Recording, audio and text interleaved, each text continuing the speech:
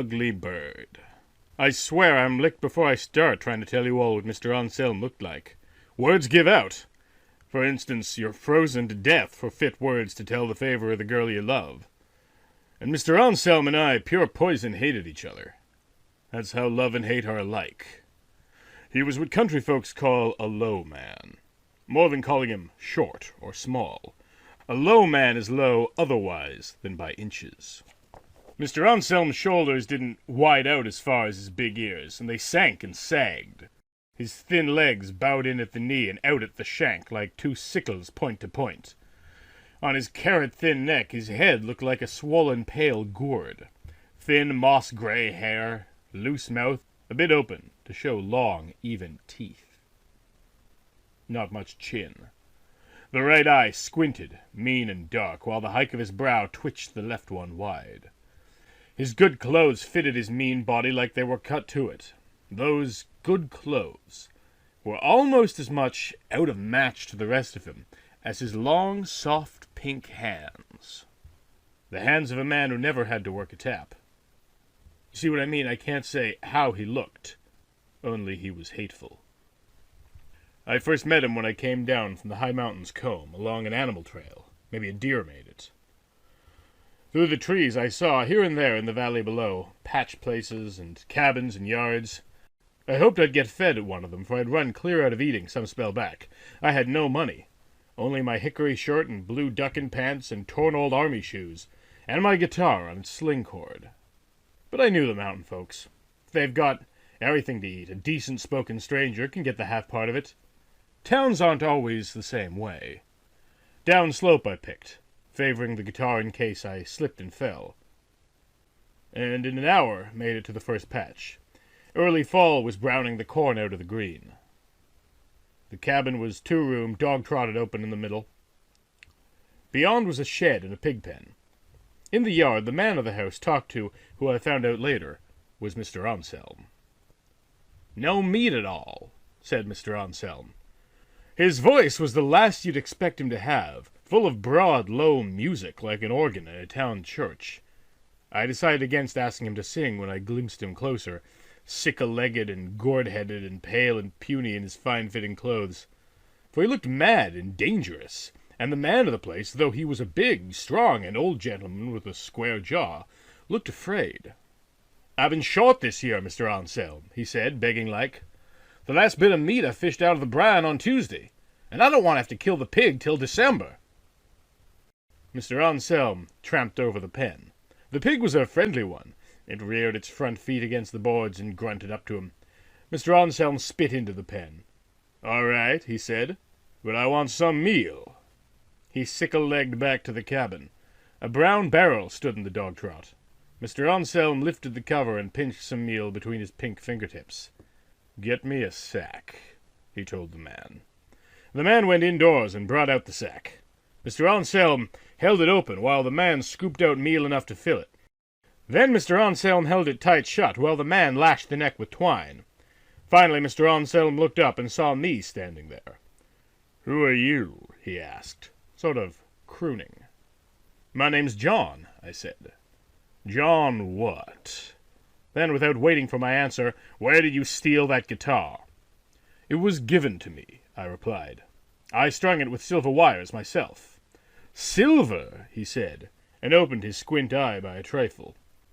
With my left hand I clamped a chord. With my right thumb I picked a whisper from the silver strings. I began to make a song. "Mr. Anselm, they do what you tell 'em." "That will do," said Mr. Anselm, not so musically, and I stopped playing. He relaxed. "They do what I tell 'em," he said, half to himself. "Not bad." We studied each other a few ticks a time. Then he turned and tramped out of the yard in among the trees. When he was out of sight, the man of the place asked, right friendly, what he could do for me. "I'm just walking through," I said. I didn't want to ask right off for some dinner. "I heard you name yourself John," he said. "So happens my name's John, too, John Bristow." "Nice place you got," I said, looking around. "Cropper or tenant?" "I own the house and the land," he told me, and I was surprised, for Mr. Anselm had treated him the way a mean boss treats a cropper. "Then that Mr. Anselm was just a visitor," I said. "Visitor?" Mr. Bristow snorted. "He visits everybody here around, lets them know what he wants, and they pass it to him. Thought you knew him. You sang about him so ready." "Shucks, I made that up." I touched the silver strings again. "I sing a many a new song that comes to me." "I love the old songs better," he said, and smiled, so I sang one. "I had been in Georgia not a many more weeks than 3, where I fell in love with a pretty fair girl, and she fell in love with me. Her lips were red as red could be, her eyes were brown as brown. Her hair was like the thundercloud before the rain comes down." You should have seen Mr. Bristow's face shine. He said, "By God, you sure enough can sing and play it." "Do my possible best," I said, "but Mr. Anselm don't like it." I thought a moment, then asked, "What way can he get everything he wants in this valley?" "Shoo, can't tell you way. Just done it for years, he has." "Anybody refuse him?" "One old Jim Desborough refused him a chicken. Mr. Anselm pointed his finger at old Jim's mules they was plowing. Them mules couldn't move ary foot, not till Mr. Anselm had the chicken. Another time Miss Tilly Parmer hit a cake when she seen him come. He pointed a finger and dumbed her. She never spoke one mumbling word from that day to when she died. Could hear and understand, but when she tried to talk, she could just wheeze." "He's a hoodoo man," I said. "Which means the law can't do anything." "Not even if the law worried about anything this far from the county seat." He looked at the meal back against the cabin. "About time for the ugly bird to fetch Mr. Anselm's meal." "What's the ugly bird?" I asked. But he didn't have to answer. It must have hung over us, high and quiet, and now it dropped into the yard like a fish-hawk into a pond. First out I saw it was dark, heavy wing, bigger than a buzzard. Then I saw the shiny gray-black of the body like wet slate, and now it seemed to have feathers only on its wide wings.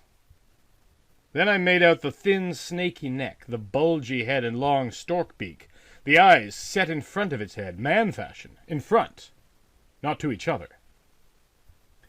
The feet, that taloned onto the sack, showed pink and smooth, with 5 graspy toes. The wings snapped like a tablecloth in a wind, and it churned away over the trees with the meal sack. "That's the ugly bird," said Mr. Bristow. I barely heard him. "Mr. Anselm has companioned with it ever since I recollect." "I never saw such a bird," I said. "Must be a scarce one." "You know what struck me while I watched it?" "I do know, John. Its feet looked like Mr. Anselm's hands." "Might it be," I asked, "that a hoodoo man like Mr. Anselm knows what way to shape himself into a bird?" He shook his head. "It's known that when he's at one place the ugly bird bin sighted at another." He tried to change the subject. "Silver strings on your guitar. Never heard of any but steel strings." "In the olden days," I told him, "silver was used many times for strings. It gives a more singy sound." In my mind, I had it the subject wouldn't be changed.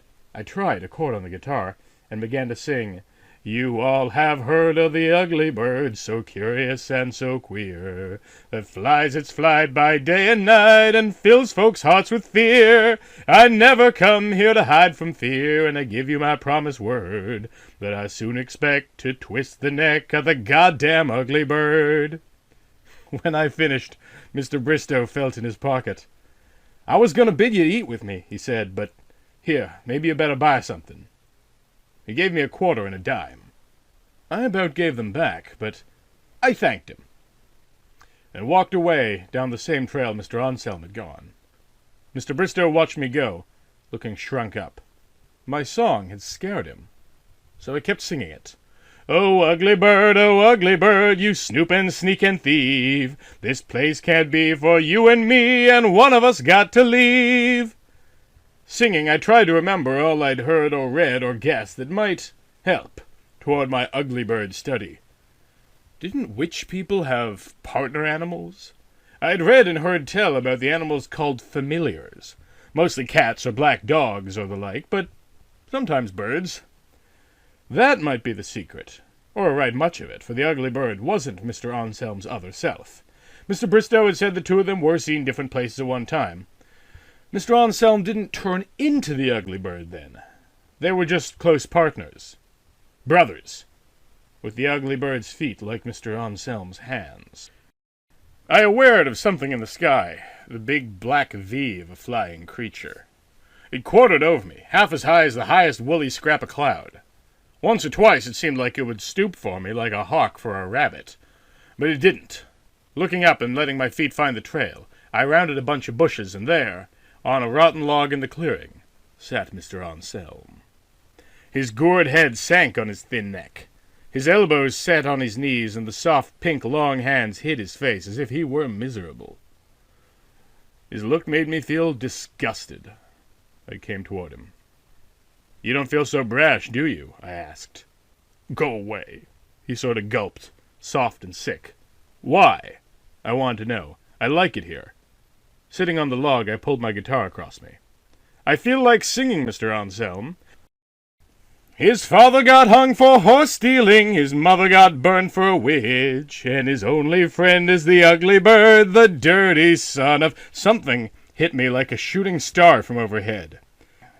It hit my back and shoulder, and knocked me floundering forward on one hand and one knee. It was only the mercy of God I didn't fall on my guitar and smash it. I crawled forward a few scrambles and made to get up, shaky and dizzy. The ugly bird had flown down and dropped the sack of meal on me. Now it skimmed across the clearing. At the height of the low branches, its eyes glittering at me, and its mouth came open a little. I saw teeth, sharp and mean, like a garpike's teeth. It swooped for me, and the wind of its wings was colder than a winter storm. Without stopping to think, I flung out my both hands to box it off from me, and it gave back, flew backward like the biggest, devilishest hummingbird ever seen in a nightmare.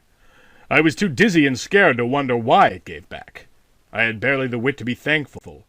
"Get out of here!" moaned Mr. Anselm, who hadn't stirred. I shame to say that I got. I kept my hands up and backed across the clearing and into the trail beyond. Then I half realized where my luck had been. My hands had lifted the guitar toward the ugly bird, and somehow it hadn't liked the guitar. Just once I looked back. The ugly bird was perching on the log, and it sort of nuzzled up to Mr. Anselm. Most horrible. They were sure enough close together. I stumbled off away. I found a stream with stones to make steps across. I turned and walked down to where it made a wide pool. There I knelt and washed my face. It looked pallid in the water image, and sat with my back to a tree and hugged my guitar and rested. I shook all over. I must have felt as bad for a while as Mr. Anselm looked like he felt, sitting on the log waiting for his ugly bird. And what else? Had he been hungry? Sick? Or just evil? I couldn't say which. After a while, I walked back to the trail and along it again till I came to what must have been the only store thereabouts. It faced one way on a rough road that could carry wagon and car traffic. And the trail joined on and reached the door. The building wasn't big, but it was good. Made of sawed planks, well painted. It rested on big rocks instead of posts, and had a roofed open front like a porch, with a bench where people could sit. Opening the door, I went in. You'll find many such stores in back-country places through the land.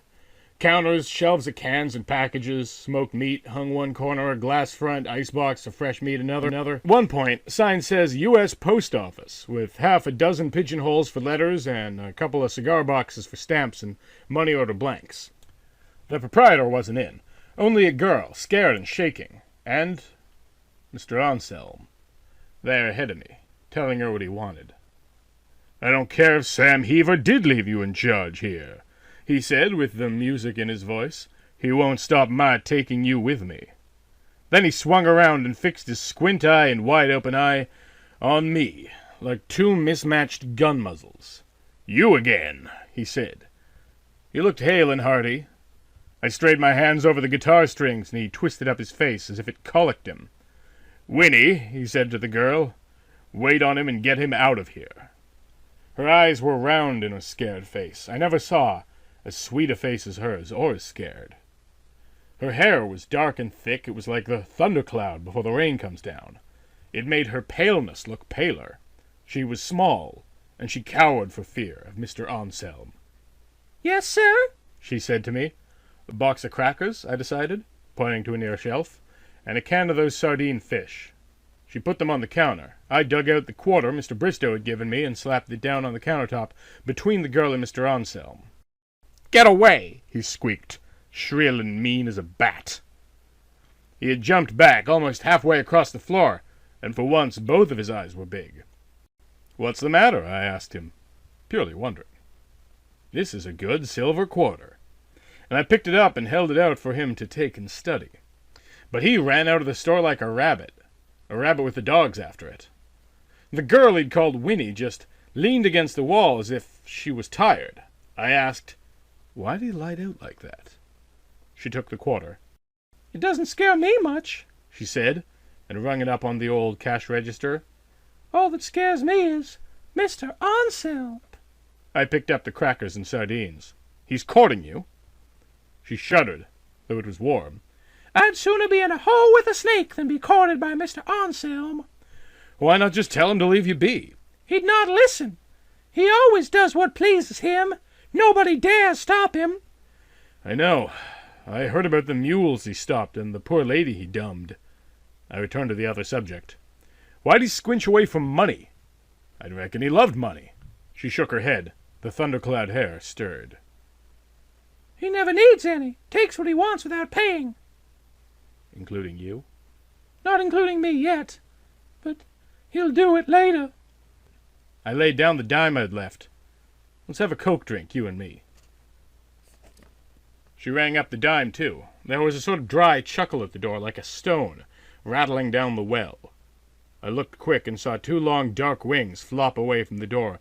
The ugly bird had spied. But the girl Winnie smiled over her Coke drink. I asked permission to open my fish and crackers on the bench outside. She nodded yes. Out there I worried open the can with my pocket knife and had my meal. When I finished, I put the trash in a garbage barrel and tuned my guitar. Winnie came out and harked while I sang about the girl whose hair was like the thundercloud before the rain comes down, and she blushed till she was pale no more. Then we talked about Mr. Anselm and the ugly bird, and how they had been seen in two different places at once. "But," said Winnie, "who's seen them together?" "Shoo, I have," I told her. "Not long ago." And I told her how Mr. Anselm sat all sick and miserable, and the conjure bird crowded up against him. She heard all that with eyes staring off, as if looking for something far away. Finally she said, "John, you say it crowded up to him?" "It did that thing, as if it studied to get right inside him." "Inside him?" "That's right." "Makes me think of something I heard somebody say about hoodoo folks," she said. "How the hoodoo folks sometimes put a stuff out, mostly in dark rooms, and it's part of them, but it takes the shape and mind of another person. Once in a while the shape and mind of an animal." "Shoo," I said again. "Now you mention it, I've heard the same thing.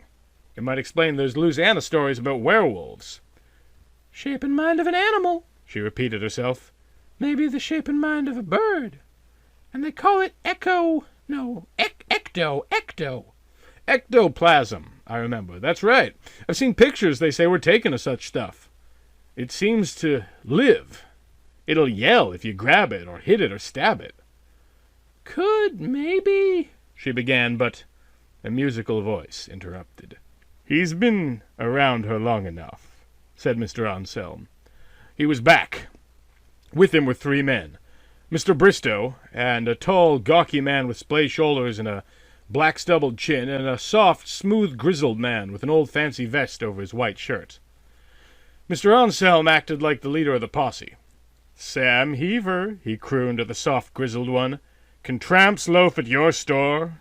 The soft old storekeeper looked dead and gloomy at me. "Better get going, son," he said, as if he'd memorized it. I laid my guitar on the bench. "You men ail my stomach," I said, looking at them. "You let this half-born, half-bred hoodoo man sick you on me like hound dogs, when I'm hurting nobody and nothing." "Better go," he said again. I faced Mr. Anselm, and he laughed like a sweetly played horn. "You," he said, "without a dime in your pocket. You can't do anything to anybody." Without a dime. The ugly bird had seen me spend my silver money, the silver money that ailed Mr. Anselm. "Take his guitar, Hobe," said Mr. Anselm, and the gawky man, clumsy but quick, grabbed the guitar from the bench and backed away to the door. "That takes care of him." Mr. Anselm sort of purred, and he fairly jumped and grabbed Winnie by the wrist. He pulled her along toward the trail, and I heard her whimper. "Stop him!" I bawled, but they stood and looked, scared and dumb. Mr. Anselm, still holding Winnie, faced me. He lifted his free hand with the pink forefinger sticking out like the barrel of a pistol, and just the look he gave me made me weary and dizzy. He was going to hoodoo me, like he'd done the mules, like he'd done the woman who tried to hide her cake from him. I turned from him, sick and afraid, and I heard him giggle, thinking he'd won already. In the doorway stood the gawky man called Hobe, with the guitar. I made a long jump at him and started to wrestle it away from him. "Hang on to it, Hobe!" I heard Mr. Anselm sort of chalk out, and from Mr. Bristow, "There's the ugly bird!" Its wings flapped like a storm in the air behind me, but I'd torn my guitar from Hobe's hands and turned on my heel. A little way off, Mr. Anselm stood, stiff and straight as a stone figure in front of a courthouse. He still held Winnie's wrist. Between them, the ugly bird came swooping at me, its beak pointing for me like a stabbing bayonet. I dug in my toes and smashed the guitar at it. Full slam, I struck its bulgy head across the beak and across the eyes, and I heard the polished wood of my music maker crash to splinters. And down went the ugly bird. Down it went. Quiet it lay. Its great big wings stretched out on either side without a flutter. Its beak was driven into the ground like a nail. It didn't kick, or flop, or stir once. But Mr. Anselm, standing where he stood holding Winnie, screamed out the way you might scream if someone had clawed out all your insides with a single tearing grab. He didn't move.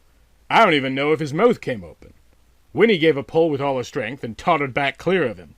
And as if only his hold on her had kept him standing, Mr. Anselm slapped over and down on his face, his arms flung out like the ugly bird's wings, his face in the dirt, like the ugly bird's face. Still holding my broken guitar by the neck like a club, I ran to him and stooped. "Get up," I said, and took hold of what hair he had and lifted his face up. One look was enough. From the war, I know a dead man when I see one. I let go his hair, and his face went back into the dirt, as if it belonged there. The others moved at last, tottering a few steps closer, and they didn't act like enemies now, for Mr. Anselm, who had made them act so, was down and dead. Then Hobe gave a scared shout, and we all looked that way. The ugly bird all of a sudden looked rotten mushy and was soaking into the ground. To me, anyhow, it looked shadowy and misty, and I could see through it. I wanted to move close. Then I didn't want to. It was melting away like snow on top of a stove, only no wetness left behind. It was gone, while we watched and wondered and felt bad all over. Mr. Bristow knelt and turned Mr. Anselm over. On the dead face ran sick lines across, thin and purple, as though he'd been struck down by a blow of a toaster or a gridiron. "The guitar strings," said Mr. Bristow. "The silver guitar strings. It finished him, like any hoodoo." That was it. Won't a silver bullet kill a witch? Or a silver knife a witch's cat? And a silver key locks out ghosts, doesn't it? "What was that word you said?" whispered Winnie to me. "Ectoplasm," I told her. Like his soul coming out and getting stuck dead outside his body. More important was talk about what to do now. The men decided they allowed to report to the county seat that Mr. Anselm's heart had stopped on him, which it had. They went over the tale 3 or 4 times to make sure they'd all tell it the same. They cheered up as they talked. You never saw gladder people to get rid of a neighbor. "And John," said Mr. Bristow, "we'd sure enough be proud if you stayed here. You took this curse off us." Hobe wanted me to come live on his farm and help him work it on shares. Sam Heaver offered me all the money out of his old cash register. I thanked him and said, "No, sir." To Hobe I said, "Thank you kindly, I'd better not." If they wanted their story to stick with the sheriff, they'd better forget that I'd been around when Mr. Anselm's heart stopped. All I was sorry for was my broken guitar. But while we'd talked, Mr. Bristow was gone. He came back with a guitar from his place, and he acted honored if I'd take it in place of mine. So I tightened my silver strings on it and tried a chord or two. Winnie swore she'd pray for me by name each night of her life, and I told her that would sure see me safe from any assaults of the devil. "Assaults of the devil, John," she said, almost shrill in the voice, she was so earnest. "It's you who drove the devil from this valley." The others all said they agreed on that. "It was foretold about you in the Bible," said Winnie, her voice soft again. "There was a man sent from God whose name was John." But that was far too much for her to say, and I was that abashed I said goodbye all around in a hurry. I strummed my new guitar as I walked away until I got an old song back in my mind. I'd heard tell that the song's written in an old-time book called Percy's Frolics or Relics or something.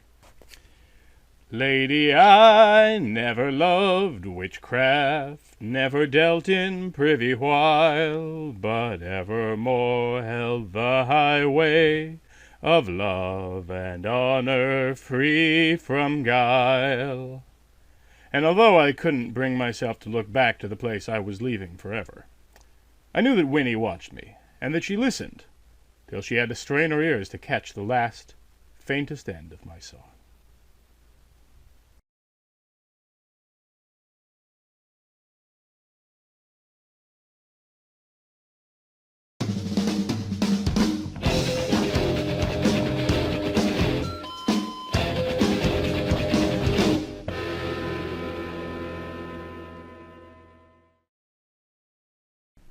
The generosity of the mountain folk is only matched by the generosity of my Patreon supporters, particularly Break System BSE.